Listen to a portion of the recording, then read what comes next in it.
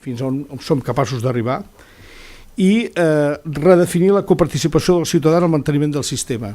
Jo sí que ara, a títol personal, sí que dic que precisament, i això ho remarco molt, precisament si volem defensar el sistema, la pervivència del sistema sanitari públic i els valors que el sustenten, jo sóc absolutament plenament decidit i partidari de la introducció de tases o figures de copagament, més igual l'expressió, els eufemismes no els necessito, per la utilització de determinats serveis.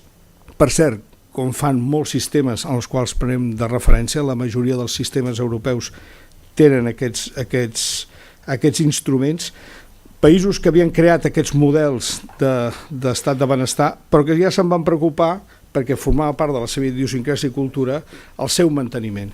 I per tant, en funció de les rendes, però inclús encara que sigui no només per la regulació de fluxes, a títol simbòlic, la gent ha de valorar el que s'està utilitzant. I ho dic perquè aquest és un element polític i cultural, és a dir, l'aigua és un dret reconegut i paguem el seu ús. L'ensenyament és un dret i ningú discuteix que es paguen els llibres de text. Per què la sanitat té que ser tota gratuïta? És a dir, costa molt d'entendre, no? És una contradicció amb allò que abans referia el senyor Freire quan parlava dels elements bàsics, quan parlava de la universalitat. I finalment, la reivindicació d'un gran pacte d'estat, ara ja se n'ha parlat, per la sanitat, per situar-la en l'eix de prioritats compartides entre totes les forces polítiques, agents socials i professionals, i continuar situant el sistema sanitari com un instrument cohesionador social basat en la confiança. Aquest és un altre valor que abans s'ha dit, però jo vull subratllar-lo. La confiança és el més important que tenim, la confiança que té la població sobre el sistema i sobre els seus professionals.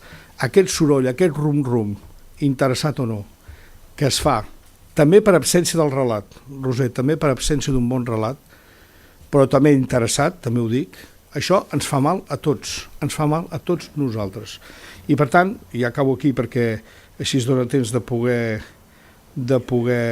fer una mica de diàleg, jo voldria dir que el que és irrenunciable és mantenir la credibilitat i la confiança del sistema, la defensa d'un sistema sanitari públic i de finançament públic, universal, basat en l'equitat, la justícia, la qualitat i l'excel·lència, per tant és un valor compartit. I què necessitem? Necessitem un discurs polític que ens digui què és el que hem de fer, un relat basat en la transparència, en el rigor, en situar el realisme i per tant retornar els valors millors de la política, perquè això al final qui ho ha de fer-ho són els líders socials, per tant els líders polítics. Per tant ha de ser un debat que ha d'anar, un relat que ha d'anar cap a la societat, cap als polítics, cap als professionals, cap als ciutadans i, aprofito que hi ha la Roser, i pels correligionaris de govern. Perquè és veritat, i això ho sé per l'època que hi havia la consellera Geli, que la dificultat més gran que té el conseller de Sanitat a vegades no el té, diguéssim, en el sistema, sinó que a vegades el té amb el conseller de Sanitat, i amb això no ho vull dir ara, amb el conseller d'Economia. Però no oblidem que el sistema sanitat representa un terç del pressupost de la Generalitat i, per tant, la partida més fàcil, on és més fàcil fer el discurs de que els metges malbaratem el sistema i que entre tots hem construït un artifici que és difícil de governar. I finalment demano coratge a tots. Nosaltres, jo no cal que us digui personalment que no, en aquest sentit no tinc problemes, i al final també la trajectòria ho demostra, necessitem coratge, perquè tot això que hem dit, la llista de deures, jo l'he sentit moltes vegades. Espero que la crisi sigui una època d'oportunitats perquè realment amb coratge es facin els canvis. I escolta, tindrem soroll, però si tenim relat i sabem cap on anem, jo penso que això revertirà en positiu per tots. I finalment, jo dic, escolta, nosaltres estem disposats a assumir les responsabilitats i allò que ens toca, allò que a la història ens toqui dir, ara als metges us toca això. Però demanem que es facin els canvis, que posin les condicions perquè això sigui possible. Si necessitem canvis en el model de recursos humans, necessitem canvis en l'àmbit de la funció pública, necessitem canvis en els models organitzacionals i necessitem que els líders polítics i socials es creguin realment que la participació i lideratge dels metges i dels professionals sanitaris en general amb aquest canvi és possible i imprescindible. Bé, estem en crisi, aprofitem l'oportunitat per buscar amb optimisme aquest futur que tenim davant. Moltes gràcies. Molt bé, gràcies, Jaume. En qualsevol cas, com que és veritat que anem tard i que jo he sigut absolutament incapaç de tallar els relators d'aquesta taula, en tot cas també, com que estem fora del Consorci i en aquests moments aquesta sala sí que la podem tenir a disposició uns quants minuts més, si us sembla obrim torn de preguntes i qui es pugui quedar doncs encara allargarem uns minuts i qui no doncs ho tancarem d'aquí una estona. Alguna paraula, sisplau? Algun dels ponents vol dir alguna cosa?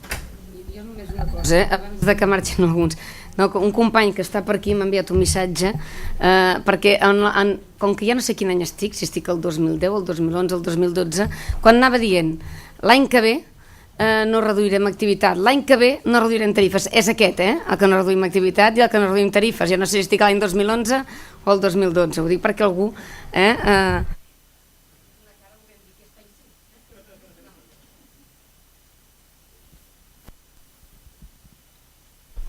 Alguna pregunta? Alguna mà? Algun comentari? Espera, n'hi ha un... Aixeca't la malla darrere. Comencem aquí de posar la malla darrere. Sí, fes. Sí, un comentari. El doctor Freire, que primer eix de la credibilitat de la cultura de bon govern, la Roger Fernández com a primer valor parlava de la convivència parlava dels professionals desconcertats. Crec que tenim des d'aquesta perspectiva una manca significativa. Des de la LLOSC l'any 90 tenim pendent de configurar el sistema segons diu la LLOSC. L'article 5 de la LLOSC mai s'ha establert. S'ha reivindicat, l'han reivindicat els dos informes Vilardells. Teníem configurada la xarxa hospitalària d'utilització pública ja des del 85, però quan es va establir o pretendre establir el sistema, el SISCAT, l'any 2000, es va establir ja amb caràcter de provisionalitat. Provisionalitat que ha anat des del 2000 fins al 2010, un nou decret que ha allargat aquesta provisionalitat fins al 2015. Clar, si no sabem com està el nostre sistema, difícilment podem aplicar unes pautes de bon govern. La primera pauta és la transparència. Al nostre país fins i tot arribem a pervertir la llei de protecció de dades per mantenir la manca de transparència. Crec que l'únic llibre sobre l'aplicació del reglament de la llei de protecció de dades a la salut és el responsable aquest consorci en l'acte que estem, el llibre del 2002, i s'utilitza per no aplicar el criteri de transparència creient de la marca de la llei, el qual és una perversió de la llei. Perdó, és que no sé. Sí, escolta, no, molt ràpid. Fixa't, jo era el ponent de la llei de la LLOSC i no me'n recordava que deia l'article 5, l'he hagut d'anar recordant. Jo estic d'acord amb tu, però jo crec que hi ha moltes fórmules per arribar amb això. Les agències d'avaluació ens poden ajudar moltíssim i jo sóc un ferm defensor de crear instruments, però que sobretot que siguin àgils, hem de crear més burocràcia, però que instruments àgils que permetin d'una manera contínua tenir avaluació de cost-efectivitat i de les despeses com s'utilitzen. Jo això sí que crec que, i a més treure-li el dramatisme polític que es fa una acció, resulta que no es pot revisar perquè significa que això és un motiu de censura pel responsable polític que ho porta, no? Jo penso que si estigmatitzem tant el polític el que sigui, que pren decisions amb responsabilitat, que aquesta és una altra, l'avaluació de les decisions que es prenen, que jo portaria a un debat i algunes les estem patint. però si resulta que amb dades objectives resulta que el polític ha pres una decisió raonada, resulta que després ha de ser estigmatitzat o censurat, no prendrem decisions. Per això dic, el coratge, si es basa en dades que poden ser contrastades i sobretot treure-les del debat interessat polític, jo penso que és fonamental per poder avançar. Perdona, però jo diria que l'article 5 no és el que parla de transparència, no? No, quin és l'article? A veure, l'article 5, que és el de la configuració de la xarxa? Quin? La configuració del Servei Català de la Salut, entès no sols com a serveis centrals o regionals, que és el que es va configurar el 91, sinó amb la participació precisament dels centres. Sí, ja està configurat el... com s'ha de configurar al marge del tema de contractes o concerts, això ja ve a partir de l'article 7 de la LOS, que és un altre tema. El que passa que aquí el tema clau ja hi ha el decret del Siscat, que és el que engloba tots els centres que tant siguin públics o privats treballen per la xarxa sanitària d'utilització pública. De totes maneres, aquí jo crec que hi ha temes de fons molt més importants que anar desplegant altra regulació, que és el tema de si dintre d'aquesta xarxa posem més en valor publificar les entitats que estan dintre d'elles i anar-les segmentant cap a aquesta banda, o ocupant òrgans de govern, o si el que posem en valor és el sistema de contractació del Servei Català de la Salut amb una xarxa de proveïdors público-privada. Això és el dia a dia.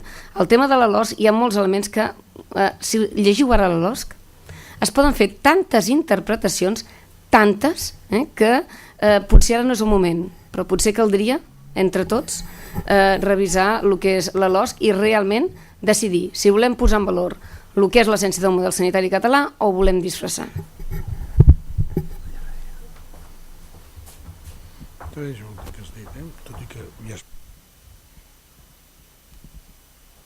Bé, jo en primer lloc voldria agrair i felicitar el Consorci per la taula, crec que enormement interessant, felicitar el senyor Freire, realment m'ha agradat molt la seva xerrada, i també el senyor Padró. I la meva pregunta va dirigida a la senyora Roser Fernández, i és si realment s'ha donat per al·ludida, això és un comentari també del doctor Padró, sobre realment la manca de relat a dintre de lo que és el discurs i de les retallades. Vull dir, tal com ha quedat palès a la presentació, evidentment l'objectiu és equilibrar el pressupost, però penso que aquesta absència total de relat que ha fet inintel·ligible a la majoria de professionals i a la pròpia societat realment el procés és molt preocupant. Jo tampoc crec que el pla de salut sigui el contingut exacte d'això. Llavors, una proposta seria contractar el senyor Freire i que ajudi una mica a donar contingut. Gràcies.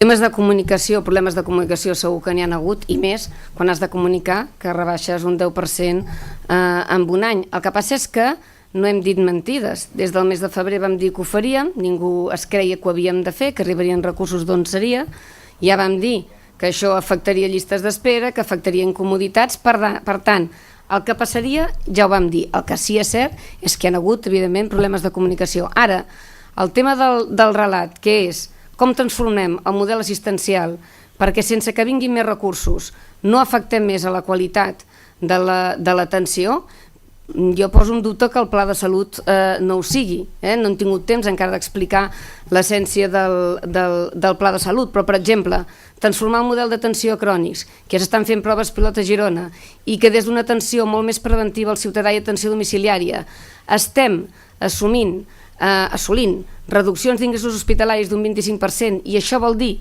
que amb aquests ingressos hospitalaris podem millorar la llista d'espera quirúrgica, això jo crec que és un relat de canvi, de transformació del model assistencial. Hem de veure com arribem als professionals. L'altre, el tema de la resolució dels primers nivells d'atenció. Aquest és un tema que també hi ha exemples clars i amb objectius concrets en el 2012 que es posaran al contracte. És a dir, el tema de que amb la digitalització de les imatges dins un centre d'atenció primària es pugui veure, per exemple, en dermatologia, una determinada tema en la pell i puguis evitar una primera visita a l'especialista perquè puguis accedir directament a aquesta imatge des de l'entorn especialista, això també és canviar de model d'atenció. Començar a racionalitzar l'alta especialització, que ja sortia una línia concreta i que es farà, també ho és. Per tant, això no s'improvisa, és a dir, tots els elements del pla de salut i que van acompanyats amb l'enfocament a pacients i famílies. És a dir, si no sabem explicar el per què fem les transformacions assistencials, per què les fem, i aquest per què no surt alguna cosa del ciutadà, és que no cal fer-les. No les fem ni per millorar la imatge política, a mi em sap molt greu, ni per millorar doncs, la satisfacció individual dels centres, dels gestors o dels professionals. Si no sabem, cada vegada que expliquem un dels compromisos concrets del Pla de Salut 2012, sabem explicar el per què, com això aporta al ciutadà, és que possiblement no ho estem orientant bé. Per tant, jo demanaria confiança de que quan vegin tots els objectius concrets del 2012 i que a més presentarem en el Parlament en compromisos de resultats concrets, amb llistes d'espera i altres, puguin veure aquells elements de transformació que, clar, a través del contracte aniran arribant a les organitzacions i als seus professionals. Només volia dir una cosa, perquè això precisament, i perdona, no és que vulgui polemitzar, però això és el que precisament hem d'evitar, és la simplificació. Jo quan he demanat relat, evidentment m'he dirigit a qui està manant ara, però jo no cauré en la facilitat de criticar qui està governant ara, en part també errors de gestió anteriors, o la manca de lleialtat institucional que ha deixat també en aquest govern una